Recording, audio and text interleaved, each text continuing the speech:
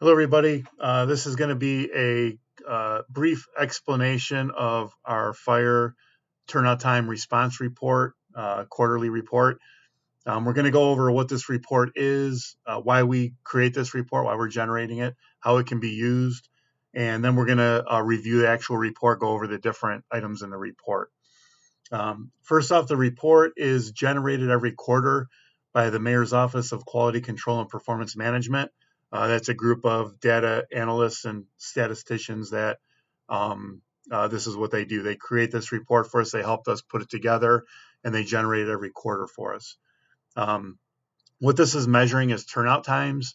Your turnout time is measured the time that you're notified of an incident to the time that that officer hits en route on their MDT. Those are the two timestamps. We use 90th percentile when measuring turnout times.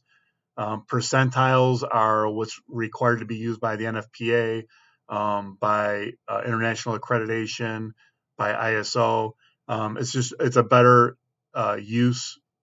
It's a better measure for understanding where your performance is at. It's better than using an average or a mean or a median. So we use 90th percentile for this. Our target times or our goals are there on the page in red. For non-PPE incidents, it's 90 seconds. And for PPE incidents, which are incidents where we're putting on turnout gear, it's 110 seconds. The NFPA targets are listed as 60 seconds and 80 seconds. So our targets are 30 seconds longer than the NFPA targets. And the reason for that is because we have roughly, on average, a 30-second delay between when our time for being dispatched to an incident is stamped, which is when our dispatchers hit dispatch on their computer and your MDT on your apparatus alerts from the time that you're actually called or your vocal alarm goes off. So we've all witnessed that, where our MDT will alarm, and then we know in 20 or 30 seconds the phone is going to ring or our vocal alarm will go off. So that delay was measured on multiple days by one of our members up at dispatch, and they determined that was on average about 28 seconds. So we rounded that to 30 seconds. That's an issue that will be remedied when we replace our vocal alarm system. Our vocal alarm system is analog, and our dispatching system is digital, so they can't communicate with each other. That's why we have that delay. Our dispatchers, when they hit dispatch, then they have to move to another area of the dispatch center to go activate the vocal alarm system and give that announcement. We're replacing that. We put that in the budget for next year for a new digital vocal alarm system, which will include replacing hardware in the fire stations and at dispatch, as well as getting the digital software to marry up with our dispatching system. So when your MDT alarms, your vocal alarm system will also alarm simultaneously and start giving you the information about that incident. So once we do that, we'll improve by about 30 seconds on average for every response, and our targets will go down to the 60 seconds and 80 seconds. All right, so in this report, we remove outliers. An outlier is a recorded time that is likely to be too long to be an actual turnout time and is most likely an issue with equipment or a member forgetting to hit en route on their MDT when they're leaving the station. We met about a year and a half ago. Members of our division met and determined that those upper limits for determining what an outlier is should be 6 minutes for a non-PPE incident and 6 minutes 30 seconds for a PPE incident. So anything above that was removed out of this report. So the reason we generate this report is to give us an understanding on how well we're performing when it comes to turnout time. Our most important measure for a fire department is our response, how well we respond and show up at an emergency. All of our parts of our response are important. We have our call processing time at dispatch, our turnout time, and our travel time. But for suppression, the only measure that we work to improve and that we can improve on is our turnout time. We do measure our travel times, but that's not a time that we work to improve because we don't necessarily want to drive faster and be unsafe going to an incident. So we focus on turnout time. Um, so the report gives us a good awareness of where we currently are, and most importantly, it's a good tool for our officers to identify how a battalion chief's battalion, a captain's company, and a lieutenant's a shift on a company, how well they're performing in relation to other companies as well as in relation to our target goals. Um, the report can also and has also identified issues with equipment.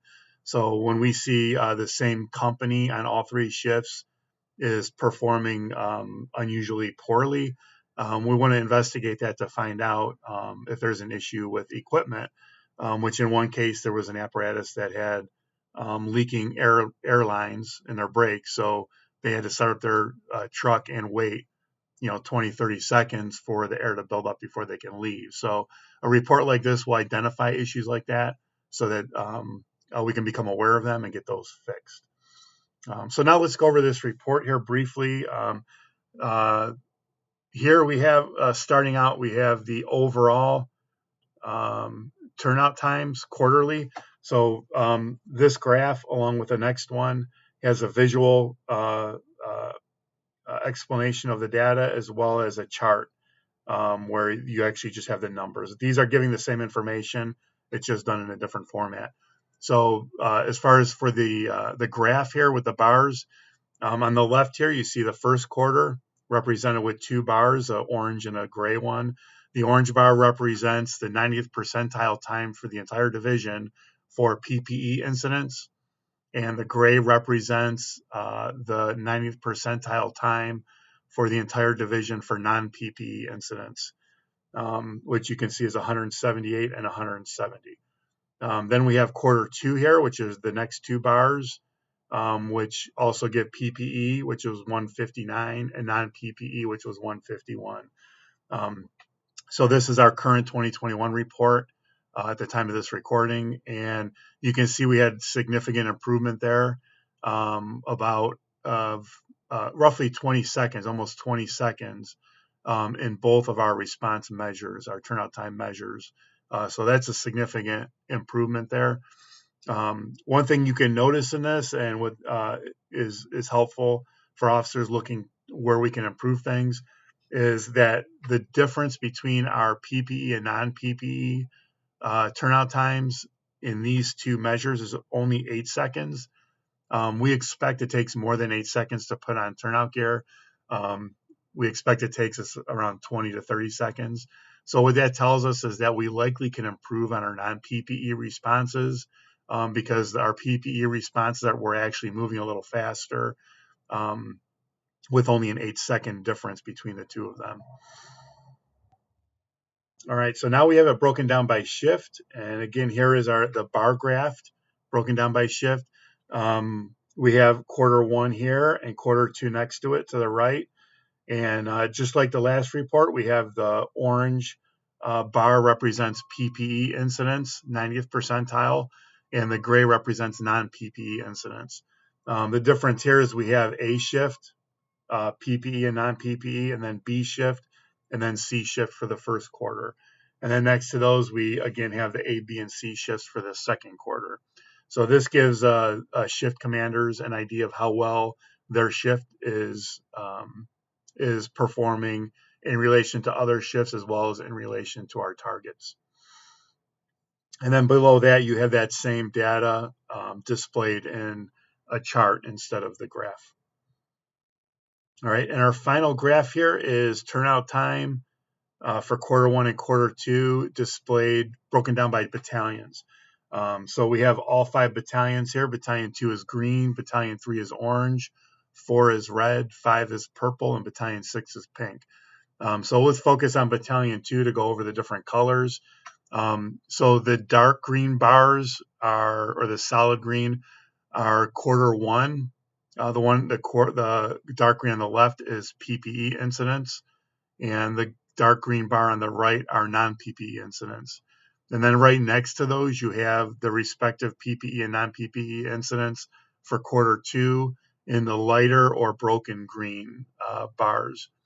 And then you have each of the other battalions broken down in that same way. That gives a good measure for the battalion chiefs to see how their particular battalion is performing in relation to the other battalions in the city. All right, so next year we have an entry for every company shift. So every lieutenant in suppression and every captain in suppression who's in charge of a shift has their own entry here.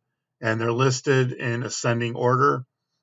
So we have the fastest or best times listed first, and then the times get slower as you go down the list. On the left side, the left columns here, you see these are the PPE incidents. And then on the right, we have the non-PPE incidents. And these go down and they continue for 3 pages.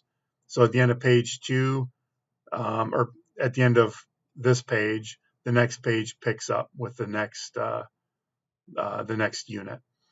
So we'll go over this quickly.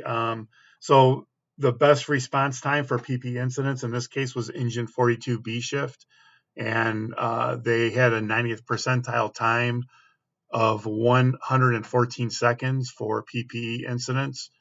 And as our goal is 110, they came very close, 4 seconds away from actually meeting our goal. And then for non-PPE, you have Engine 39B shift, who is 90th percentile turnout time for non-PPE shifts, non-PPE incidents was 91 seconds. So they're only 1 second away from meeting our target goal of 90 seconds. So that's great. You'll see this little hash mark on the right under the all column. And all that is the statisticians put this in as it just gives you the trending for the data in that row. So you can see for Engine 42B, they went from 150 in the first quarter to 114.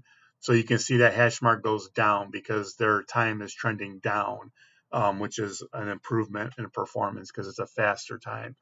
If you go down further, you will see some that go up. So in this case, ladder 4A shift went from 130 seconds to 133. So their hash mark goes in the up direction. As you have quarters 3 and quarter 4 added, there will be extra points added to this. So you'll see multiple lines in there showing the trending for that specific shift. Okay, so again, as I mentioned, these go in ascending order. So at the very bottom, you have the worst times. This is a 3-page report. So that's page 2, and then we have page 3. At the end of page 3, that's the end of it. So those are the worst times there. One thing to note for the non-PPE incidents, meaning first responders mostly, the battalions and AC1 shifts were included in here. You see down at the bottom here, we have B5C shift at 266 seconds. They were included only because their information is in there and the report is generated. It automatically includes everybody. But the battalions in AC1 really don't do very many non-PPE incidents. So the sample size is very small for them and it's insignificant really. So they can be ignored on those non-PPE incidents. The times that are shown there are not really relevant because the sample size might be only 1 or 2 incidents, as opposed to a company that might have several hundred incidents. All right. So next we have our travel times in ascending order as well, set up the same way. Again, I'll reiterate that we're not recording these times to try to improve our travel times. That would be a safety issue. We don't want to drive faster to incidents. We want to drive safe all the time. The reason this is added in here is because whenever you report on a turnout time, you also want to report on the travel time because those two things are connected. They're separated by the point when that officer hits en route on his MDT. So we want to see trends. If we have a trend going where our turnout times are significantly dropping and our travel times are significantly increasing, then we know it's most likely members are hitting en route before they're actually moving, making their turnout time better, but then making their travel time worse. So that's the only reason we record that as a point of reference, so we can see those trends and make sure we actually are improving our performance. Finally, we have two appendix here, Appendix A and B. Appendix A is a summary of our outliers.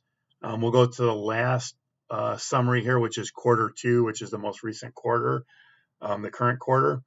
You can see the different types of measures we have here on the left, and then we have our upper limits for outliers. When time comes out higher than the upper limit, it's discarded and considered to likely be bad data, an error, or the member forgot to hit en route when they got in their vehicle. So for non-PPE incidents, anything over 6 minutes is considered an outlier and it's thrown out. It's not included on this report. And for PPE calls, anything over 6 minutes and 30 seconds is thrown out and considered and not considered in this report. Then you can see how many actual incidents were thrown out because of that. It was considered an outlier. And then you can see the percentage or the rate at which those incidents are considered outliers. Finally, the Appendix B is just a list of what the disposition codes are considered PPE incidents and what disposition codes are considered non-PPE incidents. So again, that's it. I just wanted to go over this. These will be posted in Vector Solutions and SharePoint regularly as they come out. If anybody has any questions, please feel free to contact me at extension 6362. Also, if anybody wants the raw data that these reports are generated from, I'd be happy to give that to anybody if you want to look at. If you want to look at your particular company, every single response you had and all the times for them to look into that further, I do have that, and I'd be happy to provide that to anybody. And that's all I've got. Thank you very much.